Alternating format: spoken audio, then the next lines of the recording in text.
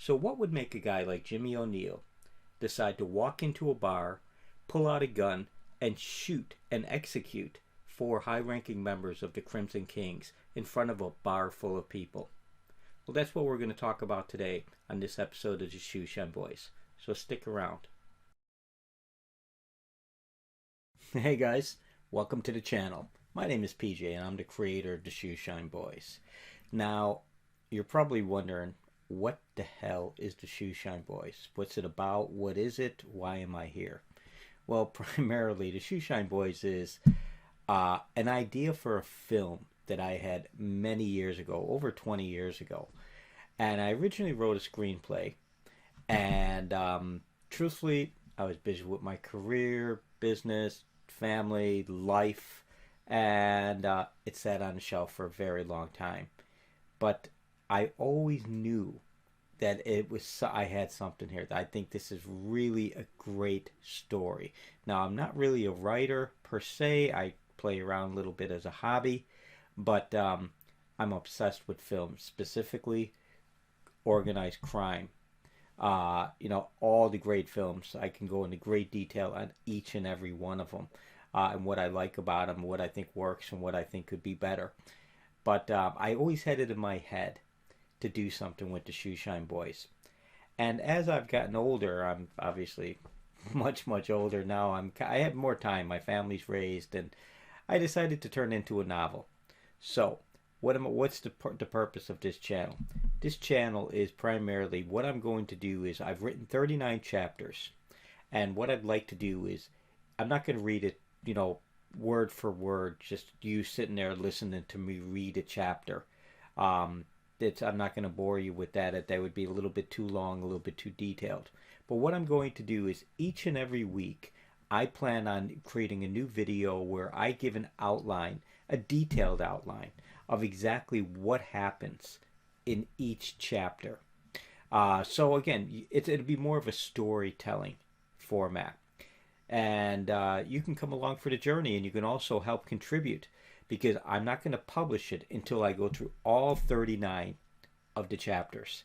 And I'm going to count on you to give me some feedback. Tell me what you like, tell me what you don't like. If you have ideas, submit your ideas to me. If they make it into the book, I'll acknowledge you when I actually write the book and publish it.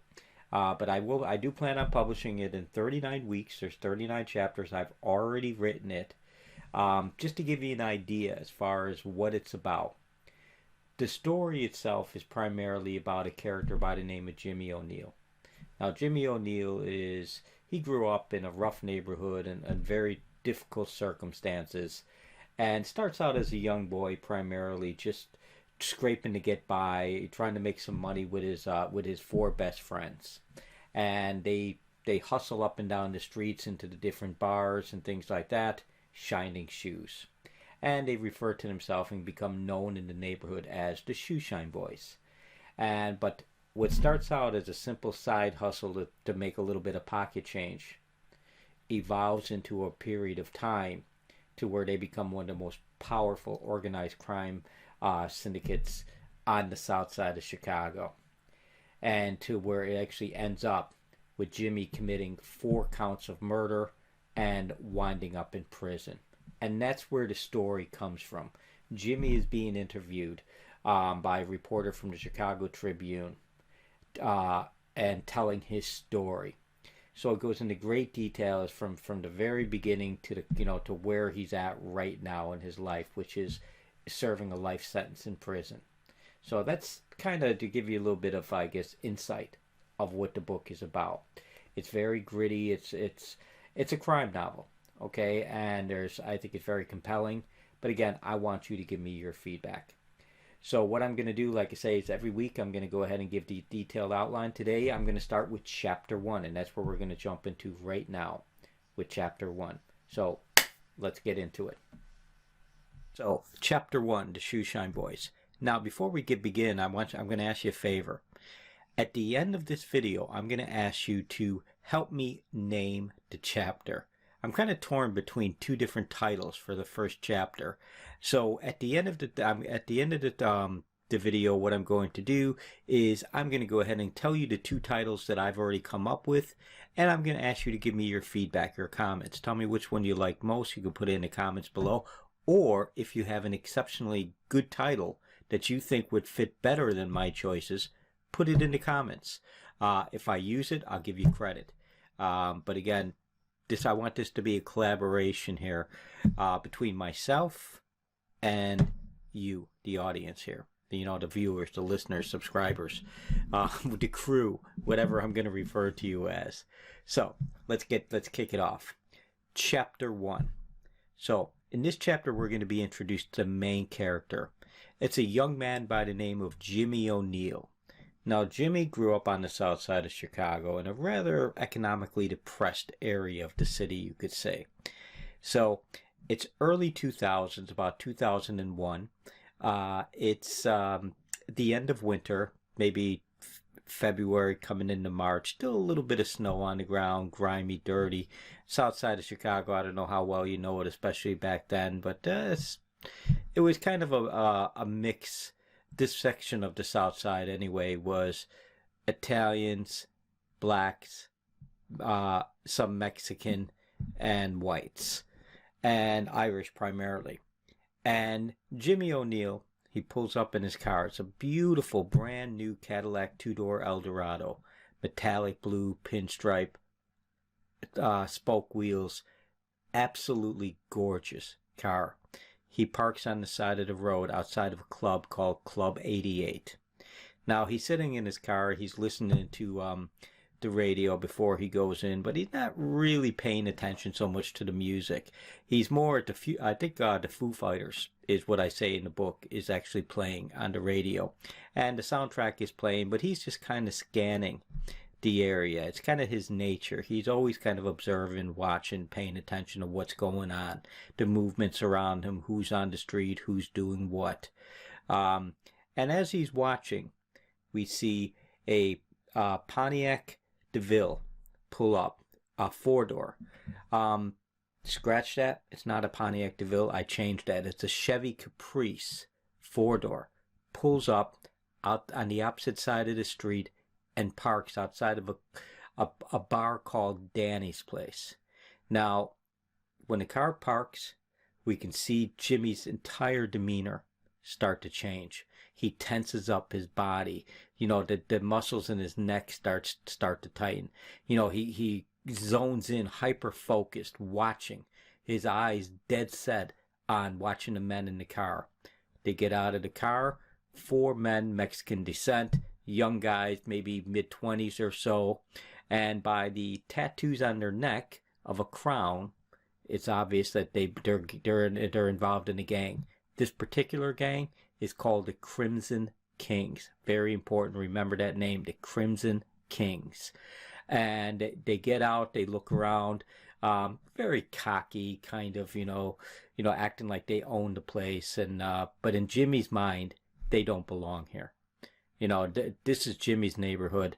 These guys definitely do not belong here. They've moved in recently, taken over Danny's Place. They're kind of using it as a hub to run, their gang activity out of. And, it just really pisses off Jimmy, and it just kind of upsets him. And you could just tell by his demeanor, he's ready for something.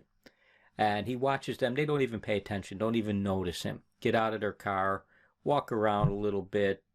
Then they walk into Danny's Place. And as soon as they walk into Danny's Place, he kind of takes a breath. Demeanor starts to come back to normal. Gets out of his car, closes the door, walks across the street, looks inside the Caprice, and you can see that it's just a mess. Cigarette butts, beer bottles in there, fast food wrappers, and he just kind of mutters under his breath, fucking spics, type of thing, amateurs. He doesn't respect them in any way, shape, or form, obviously, but he just shakes it off, crosses back over the street, walks into Club 88. Now, Club 88, well, this is his club. It's his domain. And it's a reflection of who he is as a man. It's meticulous inside. Everything is top notch. Beautiful bar, beautiful setting, everything immaculately clean. The staff is going around, cleaning up. They had a big night last night, and the bar's not open at the moment. The club's not open, but the staff is there getting ready for the bar to open up that night. So he walks to the back. As he's walking through the club, a couple people greet him, as they're cleaning up and that, hey, Jimmy, how you doing? That type of thing. He gives them a nod of acknowledgement. Jimmy is immaculately dressed. His demeanor is calm but is in control, and good-looking guy. He's at this time he's about 27, 28 years old. Good built, tall, nice-looking guy. Takes a seat in his booth. It's his private booth.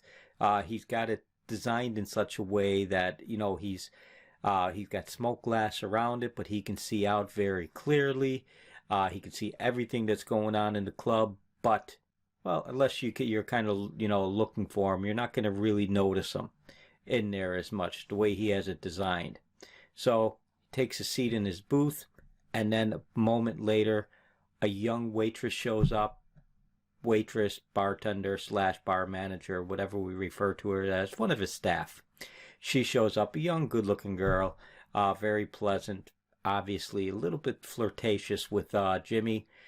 She's like, "Hey, Jimmy, how are you?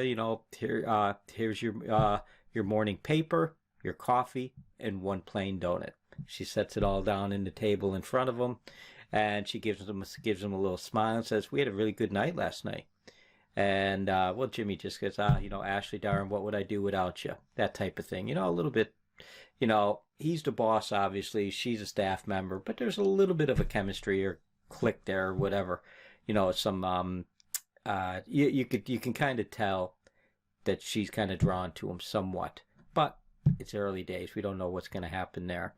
But anyway, so Jimmy, she turns around and goes about her business. Jimmy picks up the paper, and he hears the phone ring. The phone rings behind the bar.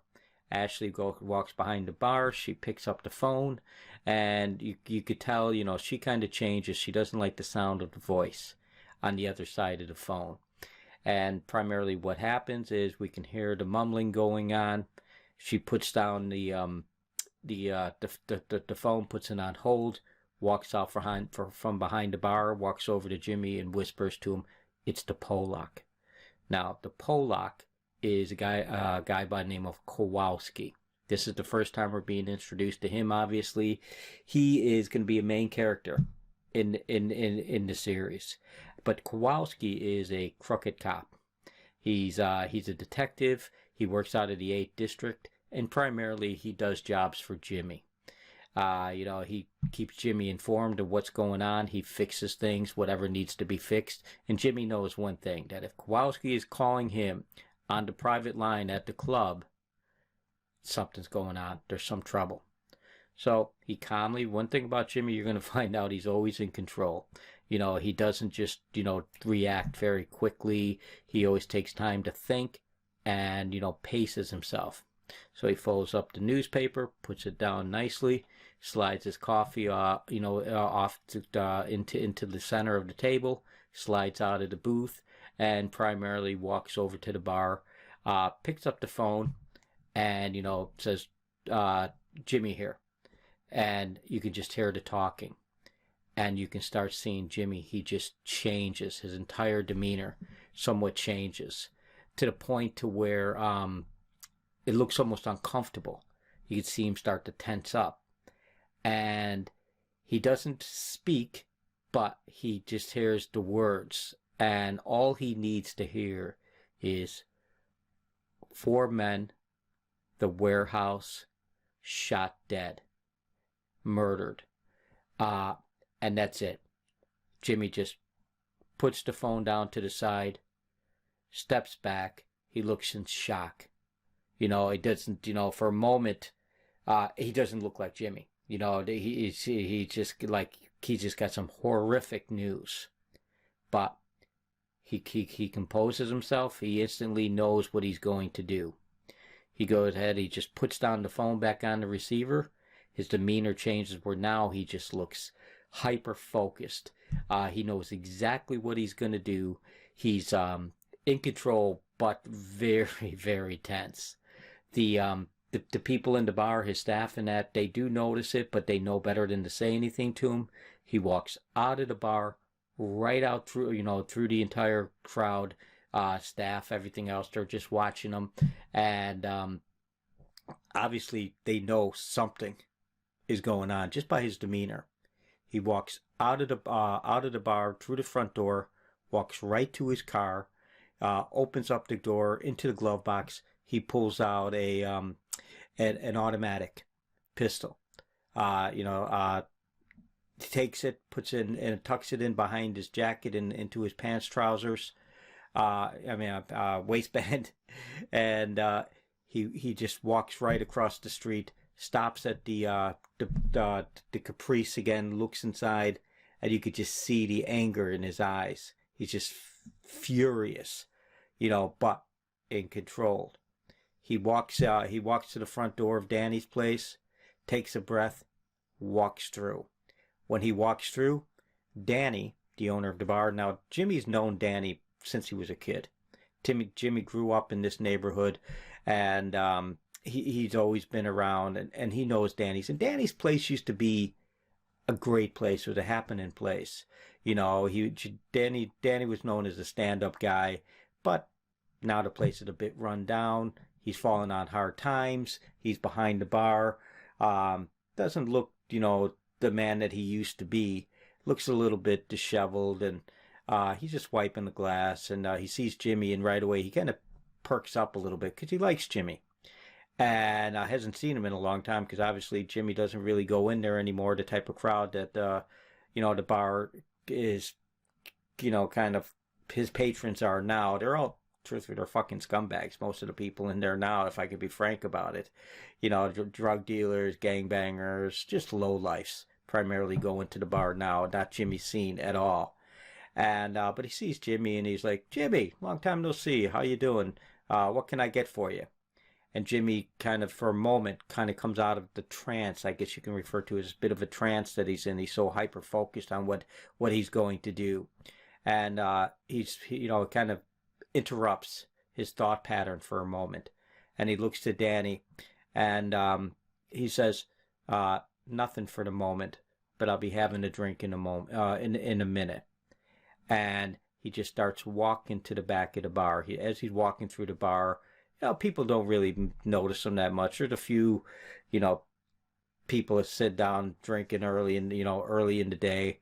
Again, low life type characters. But what he's hyper focused on is the 4 men from that car, that Caprice that pulled up, who are there primarily. They're all in the back and they're playing pool. And, they're not even paying attention to Jimmy. He's just walking through calmly, very composed, but just laser focused on those 4 men. And he walks and he stands about 4 or 5 feet away from them as they're playing pool when one of them notices. And they all kind of turn around and they look at him. And, they know who Jimmy is. And, they're obviously not intimidated by him, because there's 4 of them and they think they're something. And the one guy says to him, he says something to the effect of, you got a lot of fucking balls coming in here, man. You looking to get yourself killed? Or something to that anyway, something cocky. And Jimmy doesn't even respond. He just takes his right hand, pulls around into the back of his waistband, pulls out the gun, shoots the guy clearly right in the center of the chest. The guy hits the ground like a wet bag of cement. Everybody starts freaking out now. People are hopping out of their bar stools, and people are kind of shuffling around in the background screaming. The other 3 men are in shock. They're kind of scruffling around trying to figure out what to do, putting their hands up, moving back. Jimmy doesn't even hesitate. He turns to another man, shoots him in the chest. Guy's dead on the ground. Shoots the third, shoots the fourth. All 4 men on the ground now. He shoots them all in a matter of seconds. Does without any hesitation. And that's the thing that you'll get when you read the book. Obviously, I go into a lot more detail when you read the book, but he does it in such a controlled way, and he does it so swiftly and so focused in exactly what he's doing. And the three men are dead instantly. They're on the ground, bleeding out. People are screaming, shuffling around in the background like crazy. The whole place is just, people are trying to get out of there and everything else. Rightly so. Poor Danny. Poor Danny's behind the bar. He doesn't know what to do. He's just, in shock, frozen with fear. And there's one man left laying on the ground. He's shot. He's downed. And he's gasping for air. He's probably going to be dead shortly. But Jimmy sees him, walks up to him, stands over him, and he mumbles something to the effect of, never pull a gun unless you're going to use it. And when you use it, make sure that the man you use it on is dead. And he shoots the man in the head. Then he just takes a breath, looks around, surveys everything. Everybody's gone now by the, they're really shuffling out the front door. The only one left is Danny. So behind the bar, and again, frozen with fear. So Jimmy walks up to him very calmly, takes the gun, puts it on the bar, and he says to Danny, he said, "I'll take that drink now." And Danny is just, again, doesn't know what to do. How could he? He's crazy. He just seen Jimmy murder 4 men in his bar.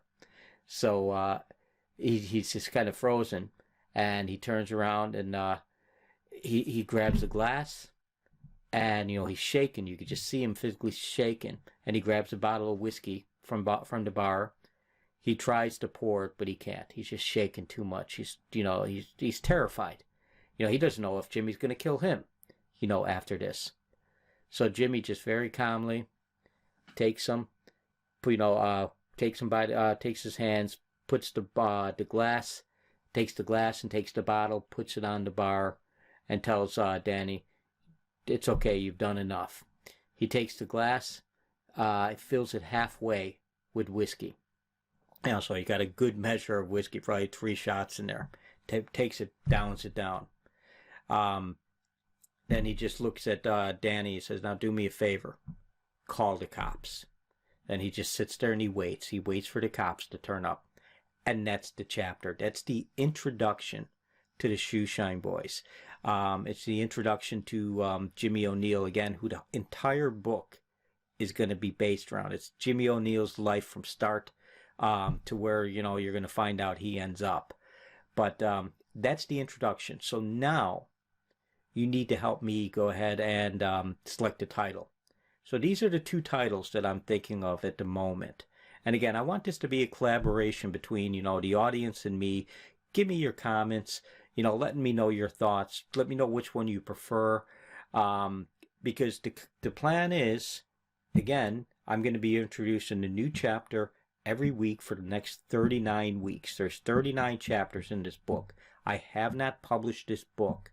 So what I want you to do is I want you to give me your feedback. Tell me what you like. If you like it, give it a thumbs up. If you don't, give it a thumbs down. But do me a favor. Give me some comments. Tell me what you don't like about it. If you don't like it, that's fine. I'm fine with that. But tell me why. What don't you like about it? If you like it, tell me what you like about it. Again, if you have ideas, also too, in the description, you're going to see that there's a link that you can go to if you want to go ahead and submit any ideas that you have as the story evolves that you think would be a good twist, would be a good thing to include into the story. Your thoughts are going to be greatly appreciated. Again, collaboration. So here's the 2 options as far as title. Number 1, Blood on the Floor. I think it summarizes things very nicely, what happens. But I was thinking Blood on the Floor was my first choice. But then the more I thought about it, I thought, what about The Crimson King's Massacre? Okay, I thought that's a pretty good title too for the first chapter. But I want to know what your thoughts are. Okay, you tell me in the comments below which one you prefer. Remember, this book has not been published yet. This is only week 1 of 39 weeks. At the end of the 39 weeks, once I get them all out there and I get everything finalized, that's when I'm going to publish it. So this is your opportunity to go ahead and give me some feedback. Again, collaboration. I really, really do mean that. I want this to be a collaboration. I want to hear your thoughts, your ideas, your feedback. So let me know in the comments. And again, please, please, please like, subscribe, give it a thumbs up or a thumbs down. And regardless of what you like, please write it in there. What you don't like, put it in the comments as well. I want to know. All right. Thanks again. See you next week.